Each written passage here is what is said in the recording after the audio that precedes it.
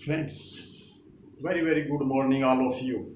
Today we are going to discuss a very important topic, and that is home loan awareness in part 1.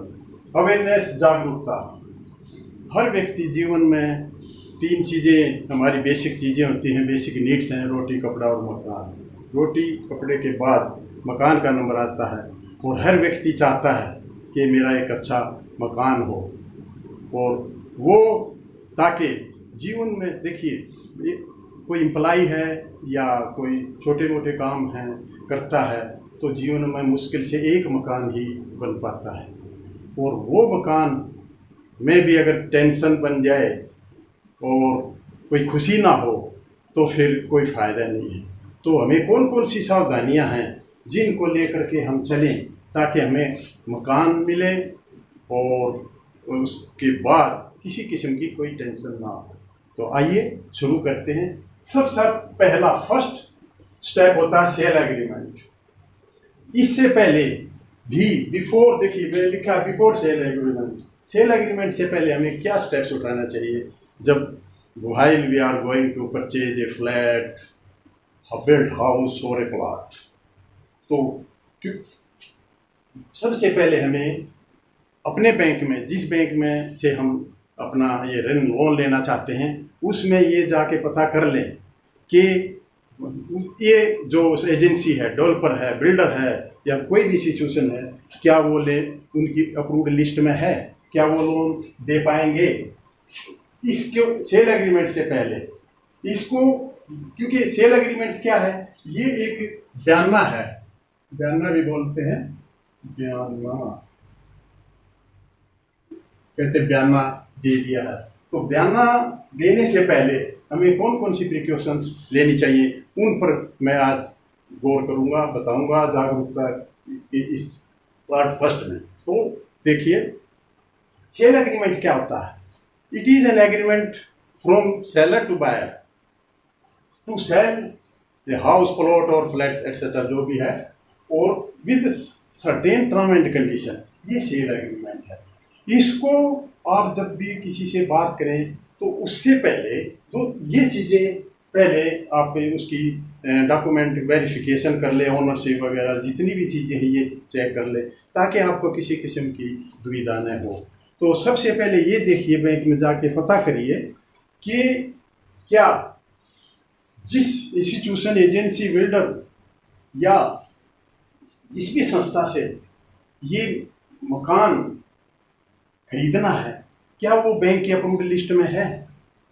First step ये आपने देखना है, और उसके बाद फिर बिल्डर या एजेंसी जो भी है वो कितने समय में पोजेशन दे पाती है, कितने समय में आपको हाउस, फ्लैट या जो भी है प्लॉट वगैरह वो आपको अवेलेबल करा पाती है, उसकी हिस्ट्री में जाना होगा। ये दूसरा स्टेप है। तीसरा जो एक बीच की कड़ी है, प्रॉपर्टी डीलर। ज़्यादातर प्रॉपर्टी डीलर ठीक डील करते हैं, लेकिन कुछ दो चार की वजह से ये प्रॉपर्टी डीलरशिप टोटली बदनाम है। उसमें कुछ चीटर लोग घुसाए हैं, वो क्या करते हैं, फटाफट सेल एग्रीमेंट बयाना बना देते हैं, और फिर टर्म एंड कंडीशन फुलफिल नहीं होती, उसको बैंक से लोन मिलता नहीं, और वो एग्रीमेंट फेल हो जाता है। वो चाहते हैं इसका एग्रीमेंट ही फेल हो ताकि जो बयाना अर्नेस्ट मनी जो उसने दी है वो उसको हजम कर जाए। तो ऐसे लोगों से सावधान है। तो जो भी प्रॉपर्टी डीलर बीच में आए उसकी थोड़ी ही ब्रीफ हिस्ट्री, बैक हिस्ट्री देख लें कि इसका क्या व्यवहार है। उसके बाद जब ये चीज़ें हो जाएं, उसके बाद आप देखिए कि सेलर्स ओनरशिप को कैसे वेरीफाई करें। अभी सेल एग्रीमेंट अभी भी नहीं बनाना है, बल्कि ये डॉक्यूमेंट प्रॉपर्टी डीलर के थ्रू आपने मांगने हैं। तो इसमें क्या है, सबसे पहले ओनरशिप चेक करो कि वो मालिक भी है कि नहीं।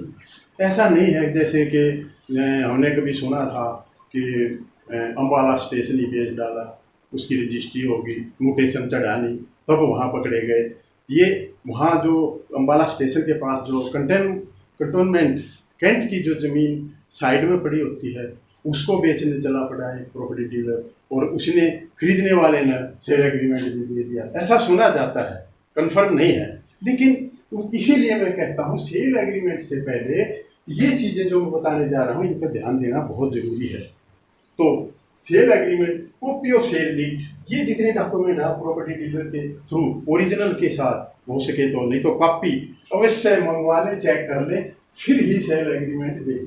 सेल एग्रीमेंट से पहले सेलर की ओनरशिप, जो मकान बेचने जा रहा है या प्लाट या फ्लैट, वो उसका मालिक है भी कि नहीं, और क्या वो अप्रूव्ड कॉलोनी में है, क्या उसका प्लान है, मैप के अनुसार है, बिल्ट हाउस की बात कर रहा हूँ, क्या ये सारी शर्तें, क्या उसने सारी ड्यूज चुका दी हैं।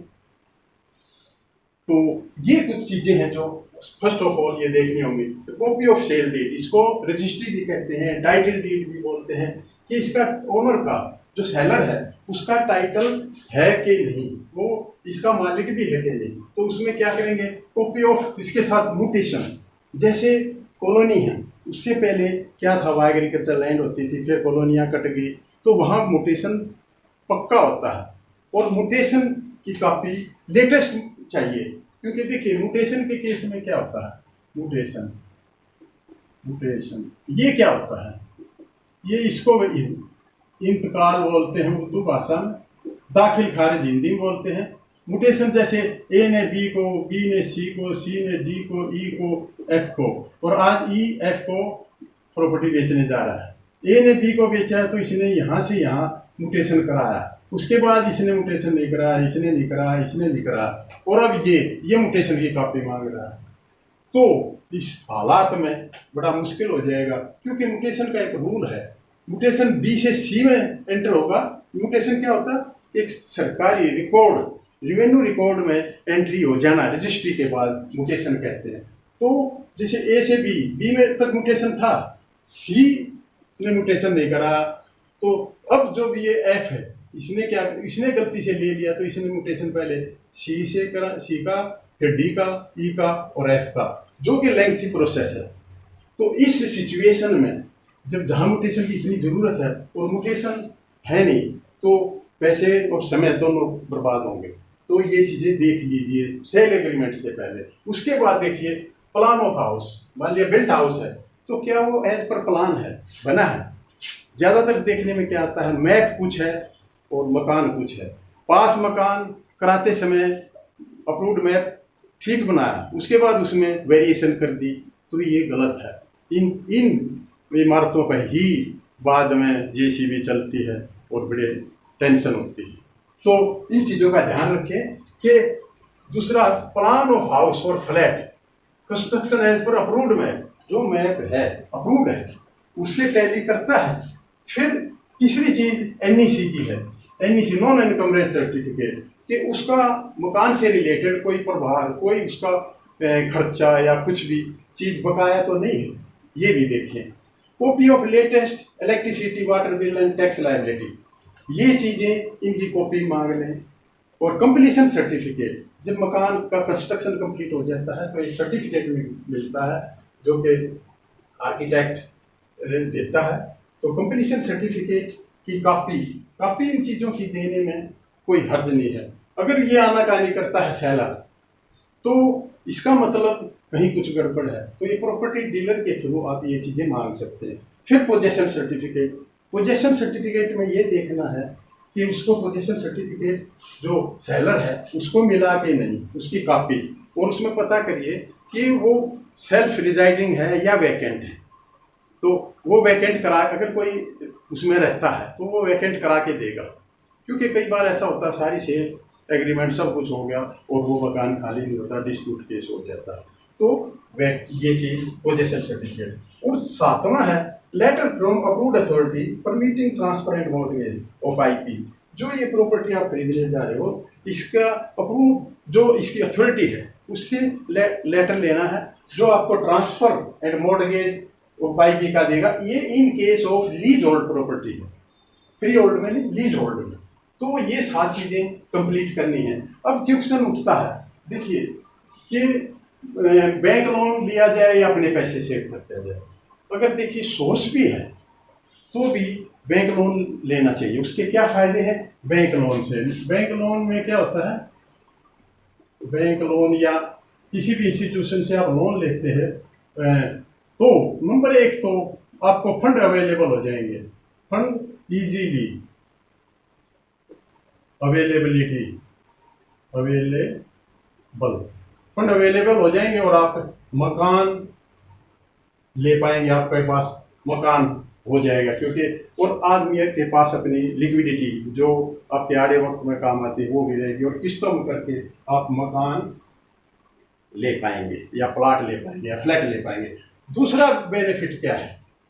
Tax liability. टैक्स लायबिलिटी,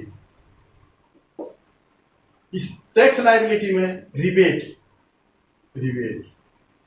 जैसे एक तो आपको इंटरेस्ट पे करना पड़ेगा और एक इंस्टॉलमेंट तो इंटरेस्ट जो है ग्रोस में से to certain term and condition link to some extent, जैसे 1.5 लाख, 1.5 लाख आपका यहाँ पर ये रुपीज 1.5 लाख आपका लॉस ऑन हाउस प्रॉपर्टी हो गया जो ग्रोस इनकम में से घटेगा और इंस्टॉलमेंट 80C डिडक्शन में आ जाएगा। तो ये एक बड़ा बेनिफिट है। तीसरा है स्क्रूटनी ऑफ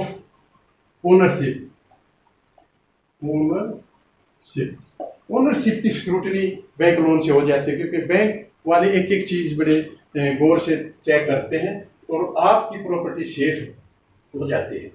तो ये कुछ चीजें हैं।